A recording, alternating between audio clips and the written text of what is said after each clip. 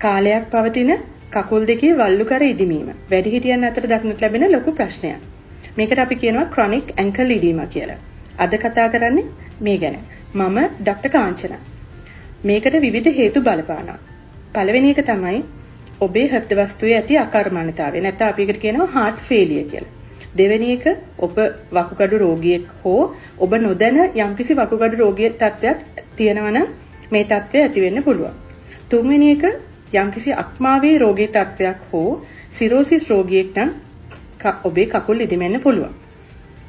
හතරවෙනි එක තමයි ඔබ අධිරුධිර පීඩනයට ගන්න සමහර ඖෂධ. ඒකට අපි කියනවා calcium channel blockers කියලා. ඒ වගේම වේදනානාශක අපි ඒවට කියන NSAIDs කියලා. සහ ස්ටීරොයිඩ්ස් සහ සමහර දියවැඩියාවට ගන්න ඖෂධ නිසාත් ඔබේ වල්ලුකර ඉදිමෙන්න පුළුවන්.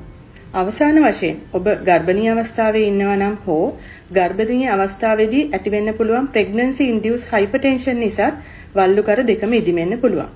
මේ රෝගී තත්ත්වය හොයාගන්නේ කොහොමද?